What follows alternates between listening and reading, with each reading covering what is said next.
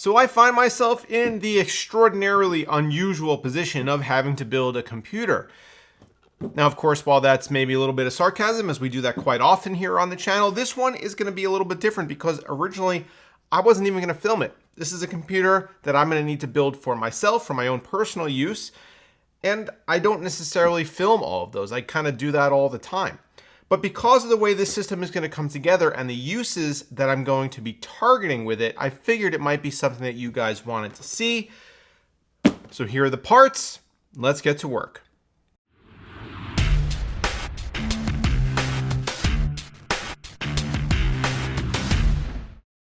Brian, it's your turn to take the dog out. Brian. No, I can't. Brian. I can't hear you. I'm sorry. It's super loud over here.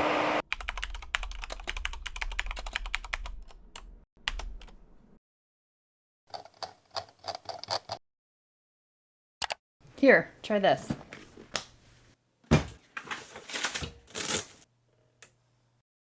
Brian, can you hear me this time? Yeah, I can hear you. This is great. Much better. Can you go wash my car? Oh. All right. With full modularity, 80 plus platinum efficiency, and whisper silent operation thanks to a semi-passive 0 RPM fan mode, the new Fractal Design Ion Plus is the ideal power supply to make sure you don't miss what's going on in the world around you. Check out the link below to learn more. A lot of times when I build a system for my own personal use, to be honest, I don't show it to you. It's much easier and faster for me to get the parts together, get it up and running without having to worry about setting up to shoot a video, which takes time and coordination and planning. This time though, I definitely wanted to bust out the camera and show you guys because I think this one's gonna be really cool. This is gonna be a mini ITX build, and the purpose for this is actually because I have some upcoming trips where I'm gonna need something powerful, something portable and compact that I'm gonna be able to take with me and use on the go. I have the perfect case to use for that kind of situation. We're going to take a look at that in a second, as well as all of the parts we have here. I am very excited because we're going to be using the new X570 platform, and I've never built a mini ITX build using these chips. So why don't we run down our parts and I'll show you the case and then we'll get to building. All right, so let's take a look at our parts. We're going to start here. We're going to work our way that way. The power supply for today is from EVGA. They're 650 GM.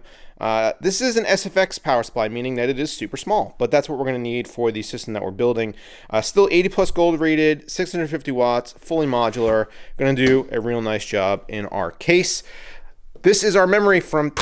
Okay, great. Great job, Brian. Way to start it off. T-Force, this is their Excalibur RGB Special Edition. You know it's their Special Edition, not only because it says it, but because we have these like tribal style squiggles on top of the light bar. It looks pretty cool. 3600 speed kit, so definitely going to be plenty fast for our needs. And this is good memory. I've used it in the past. Next up is the motherboard. It's from Gigabyte. It's their X570i Aorus Pro Wi-Fi. This is their mini ITX X570 board. And I have left the anti-static bag on it, so you can't really see it right now. We'll see it in a second, I promise. Moving on, though, to storage. We've got one M.2 drive. This is all I'm really going to need for this build. This is from Samsung. It's their 970 Evo Plus. This is a 1 terabyte drive. Should be no problem fitting what I need to fit on here. And this is blazing fast. The processor, I'm a little torn on, to be honest. This is the Ryzen 7 3700X. And you know what? I think let's swap this out. Let's ignore all the dog toys. Let's come in here, and I think we're gonna go with this instead. How about that? Yeah, let's just go with this instead. This is the 3900X. This is 12 cores. This is 24 threads. This is more power than anybody could need in a tiny build, but this is what we're gonna use instead. All right, I've made my decision. Now that we've made that swap, moving on. We're going to need a couple of fans in our case.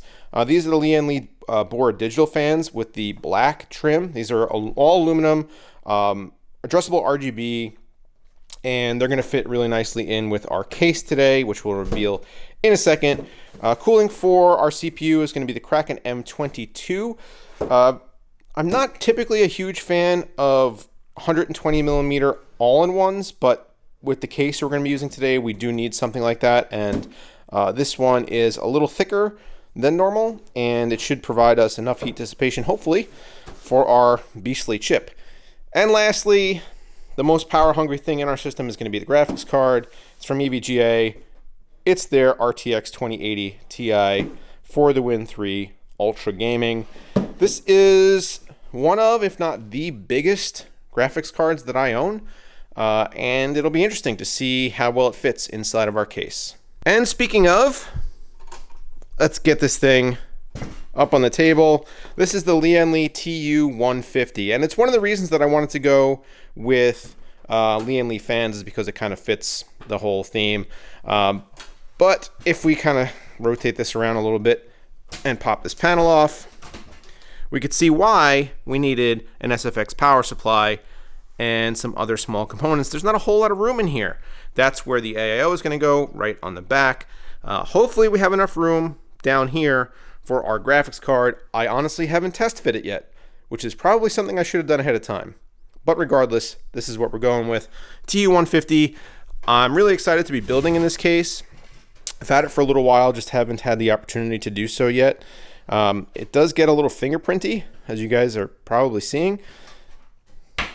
But it does look really cool. It's a really nice form factor. It's got this really solid handle. And this is one of the reasons why I chose it, because this is going to be a portable system that's going to hopefully stay together. I'll be able to take it to shows and stuff, use it for editing, and it'll be something that I can use on the go.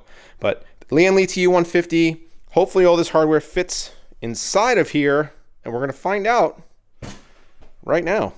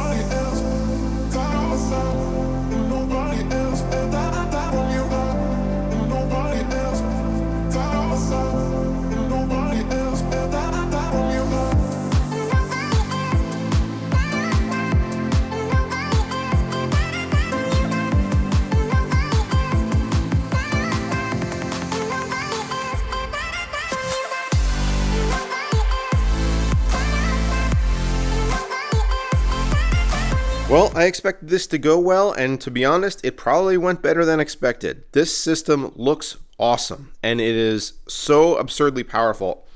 To be honest, I haven't yet installed Windows on it, so it's just running all the default like color settings and whatnot. I haven't had a chance to test it, but I just put it all together, and damn, that is beautiful. I actually don't even really have very many concerns about airflow or cooling. The AIO that I put in here, the M22, so I said in the intro that it was a little bit thicker, but that's just actually it's not the physical radiator itself. It's like the shroud around the radiator that's a little bit thicker. And the reason that that's done is because there's the pump is actually integrated into the middle of this radiator. So it's not necessarily a thicker unit. Sorry for the for the misinformation, I guess. But we have fans at the front and at the back, as you can see. So got some direct airflow pathway right down the middle of the case, and it should definitely keep our components nice and cool. And you can even see some RGB effects through all of the side grills here. We got one on the left and one on the right to facilitate fresh air coming in here. This grill over here is for the power supply. Our IO, just to briefly touch on this, unfortunately I wasn't able to utilize this front panel USB 3 because there's no 3.1 Gen 2 Type C connector on our motherboard. So that's a little bit unfortunate, but these two USB 3s are hooked up. The audio jacks are hooked up. You got a power and reset switch as well. And then let's go back and talk about this handle. This is like the selling point for this case. It's a beautiful case. I mean, if you just look at it, it's really well constructed. It's all metal. It feels great. But this is really what puts it over the top. This is built right into the frame of the case itself. It is so crazy how sturdy this is and how good this feels to pick up a case by a handle that doesn't make you worry about, like, you know, is this just going to break off? This is a really, really great addition by Lian Li, and I'm glad that they put this here on a case that's this size, because this is just like the perfect LAN box now. You can just pick this up, carry it around, no worries, fold it back into place, and then you're good to go. Hold on. Okay. As far as the interior goes, though, I know a lot of you guys are probably used to a little bit better cable management, but that's just not how cases like this work. Yes, this case actually does have space behind the motherboard tray for cable routing, and you can see that our EPS cable actually goes back there, and then our front panel stuff actually is routed back there. But because of the way SFX power supplies are configured, a lot of the cabling is just not long enough to be able to reach. So our 24 pin, that's all you get. So it can't physically go behind the motherboard tray. It just goes right down to the motherboard. Same thing with the PCIe power cables. It goes. I just kind of have it tucked behind this little side panel here. It comes right down to our graphics card. And then tube routing. You know, there's not much you could do. This is an AIO that's kind of made for an ATX case, so the tubes are a little bit longer than normal. So I kind of had to find a place to put them. But I'm not at all upset. Like, usually when I would build a system, if it were to come out looking like this, I would say, man, I really need to work on my cable management. That is not how these things go. This, I think, looks absolutely fantastic, and it is so crazy powerful. I can't wait to get games loaded on here and get some programs loaded on here, do some editing and whatnot. I just kind of threw it together, turned it on, it posts, and I wanted to show it to you guys. So here it is.